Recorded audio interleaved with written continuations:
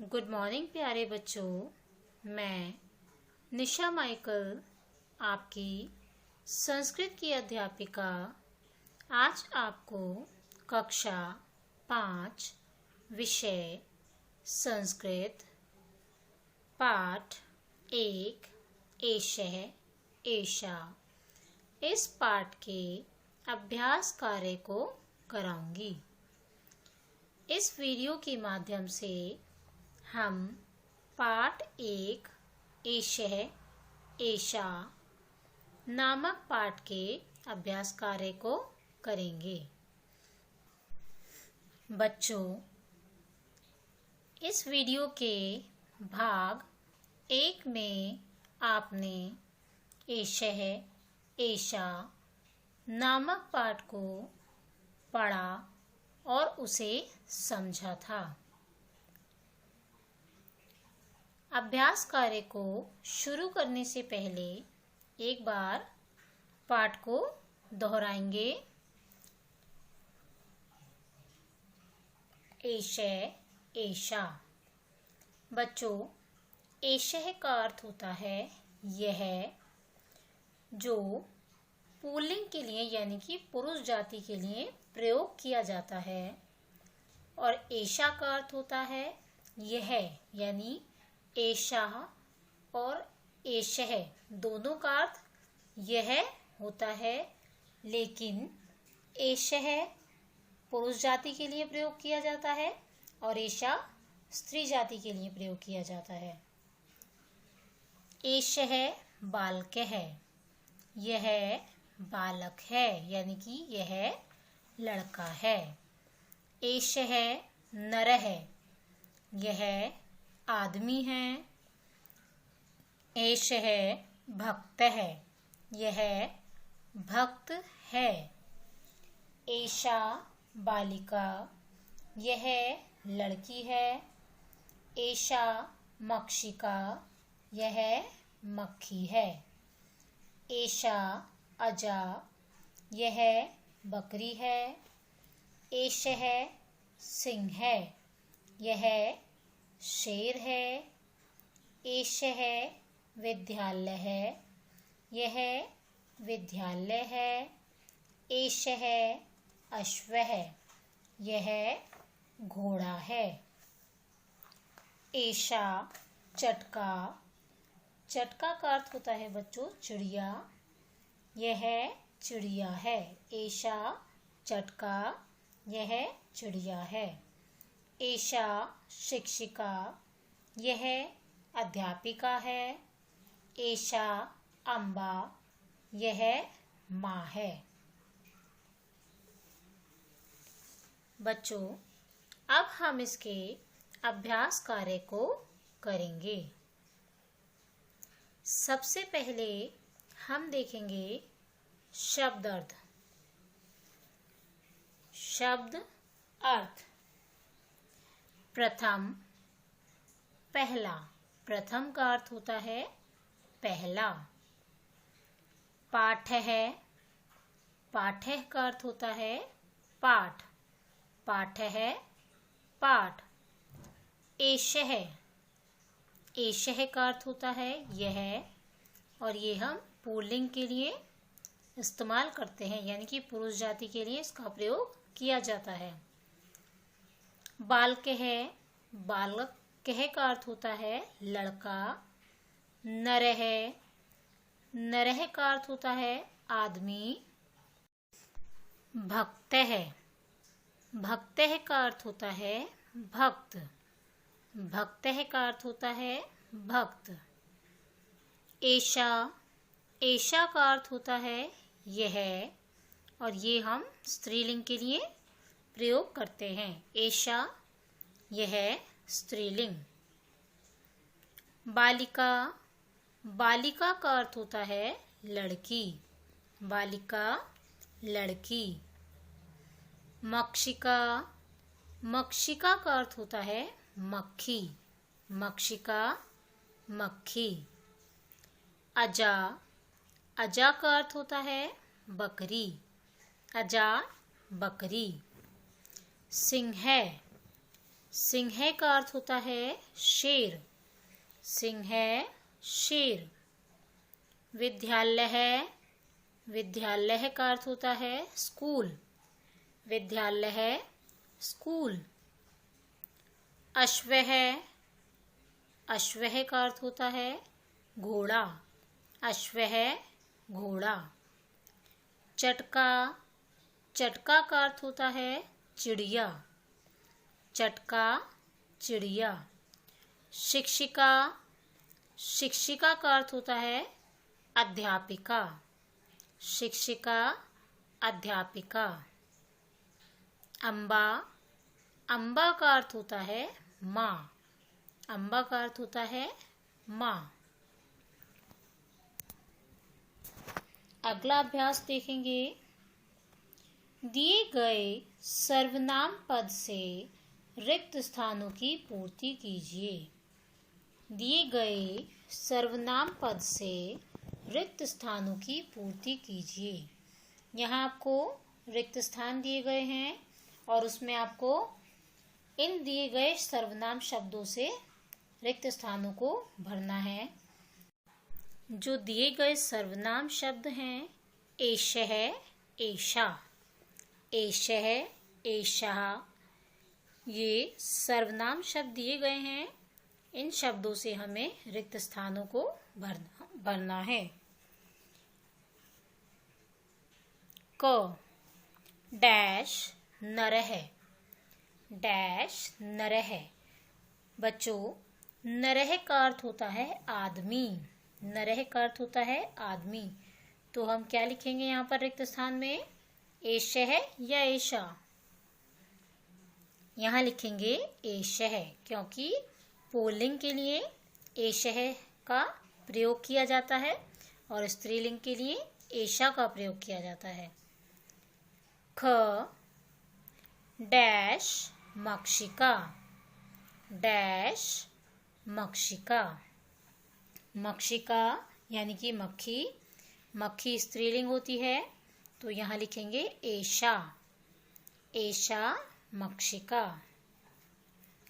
ग डैश अम्बा, अम्बा का अर्थ होता है माँ और माँ एक स्त्रीलिंग है तो यहाँ लिखेंगे एषा, एषा अम्बा। घ डैश सिंह, सिंह का अर्थ होता है शेर और शेर क्या है, पुल्लिंग। तो हम क्या लिखेंगे यहाँ पर रिक्त स्थान में, एषः, एषः सिंह। अगला है ड डैश भक्तः, डैश भक्तः। यहाँ लिखेंगे एषः, यहाँ लिखेंगे एषः क्योंकि भक्त पुल्लिंग के लिए प्रयोग किया गया है तो यहाँ लिखेंगे एषः। अगला है च डैश चटका, चटका का अर्थ होता है चिड़िया और चिड़िया स्त्रीलिंग है तो हम यहाँ पर लिखेंगे एषा, एषा चटका। फिर से देखेंगे इसे, पहले में क में आएगा एषः, एषः नरः। ख एषा मक्षिका। ग एषा अम्बा। घ एषः सिंह। ऋ एषः भक्तः। च एषा चटका। अगला अभ्यास है नंबर 2, शुद्धम या अशुद्धम लिखिए, शुद्धम या अशुद्धम लिखिए। यहाँ हमें क्या करना है, अगर वाक्य सही है तो उसके सामने लिखेंगे शुद्धम और गलत है तो उसके सामने लिखेंगे अशुद्धम। यहाँ पर हमें एक उदाहरण दिया गया है, उसी के अनुसार हमें सारे करने हैं। उदाहरण है एषा बालिका, एषा बालिका। बालिका स्त्रीलिंग है तो यहाँ पर लिखा है एषा, एषा बालिका, तो ये शुद्धम है, ये सही है तो यहाँ लिखेंगे शुद्धम। क एषा नरः, एषा नरह। नरह का अर्थ होता है आदमी, और एषा का प्रयोग किया जाता है स्त्रीलिंग के लिए, तो ये अशुद्धम है। ये अशुद्धम है। क्यों है अशुद्धम? क्योंकि यहाँ पर नरह से आगे एषा लिखा हुआ है। नरह पुल्लिंग होता है और एषा का प्रयोग स्त्रीलिंग के लिए किया जाता है, तो इसलिए यहाँ लिखेंगे अशुद्धम, क्योंकि ये गलत है। ख एषः बालकः। एषः बालकः। एषः बालकः ये शुद्धम है। एषः बालकः उसके सामने लिखेंगे शुद्धम। ग एषः अश्वः। एषः अश्वः ये भी शुद्धम है, क्योंकि अश्वः बोलते हैं घोड़े को, अश्वः होता है घोड़ा, और घोड़ा एक पुल्लिंग है, तो पुल्लिंग के लिए हम एषः का प्रयोग करते हैं, तो एषः अश्वः उसके सामने लिखेंगे शुद्धम। घ एषा चटका। एषा चटका ये भी शुद्धम है, क्योंकि चटका का अर्थ होता है चिड़िया, और एषा हम स्त्रीलिंग के लिए ही प्रयोग करते हैं, तो ये ठीक है। इसके सामने लिखेंगे शुद्धम। अगला है ड एषः अम्बा। एषः अम्बा। अब यहाँ देखेंगे बच्चों, एषः का प्रयोग करते हैं पुल्लिंग के लिए, और अम्बा स्त्रीलिंग है, तो यहाँ क्या आना चाहिए था? एषा। एषा होता तो ये सही होता, लेकिन अम्बा के आगे लिखा हुआ है एषः, तो ये गलत है। ये गलत है, इसलिए इसके आगे लिखेंगे अशुद्धम। इसके आगे लिखेंगे अशुद्धम। फिर से देखेंगे, क अशुद्धम, ख शुद्धम, ग शुद्धम, घ शुद्धम, ड अशुद्धम। अशुद्धम, शुद्धम, शुद्धम, शुद्धम, अशुद्धम। अगला अभ्यास है नंबर 3। निम्नलिखित का परस्पर मेल कीजिए। यहाँ आपको कुछ वाक्य दिए गए हैं और उनके आगे चित्र दिए गए हैं। आपको इन वाक्यों को सही चित्र से मिलाना है। क है एषा शिक्षिका।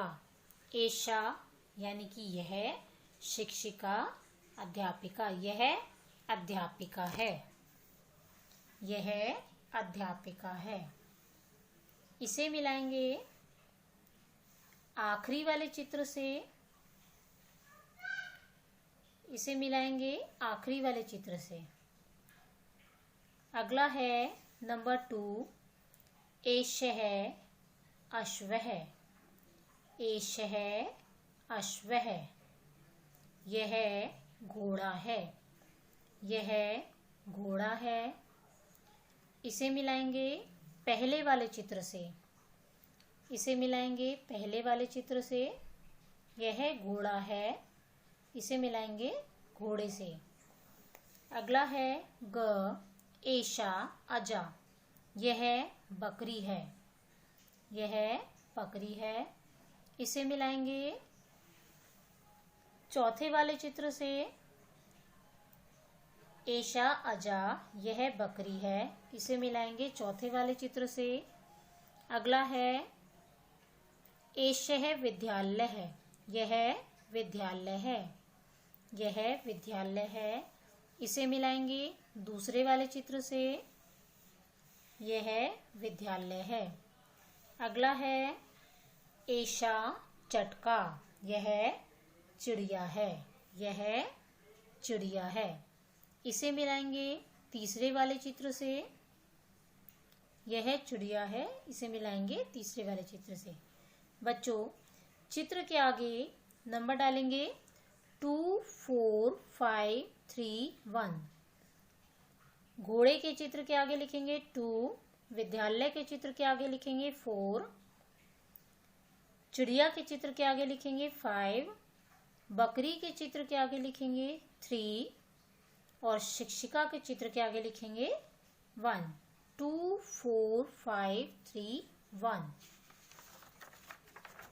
अगला अभ्यास देखेंगे नंबर 4। उचित पद को उचित स्तंभ में लिखिए। यहाँ आपको एक बॉक्स दिया गया है और उसमें कुछ पद दिए गए हैं। राजेश है, चेतना, अर्चना, दिनेश है, विवेक है, विद्यालय है, सरिता, अन्वीक्षा, प्रकर्ष है, शिक्षिका। और नीचे आपको 2 स्तंभ दिए गए हैं। एक तरफ है पुल्लिंगम और दूसरी तरफ है स्त्रीलिंगम।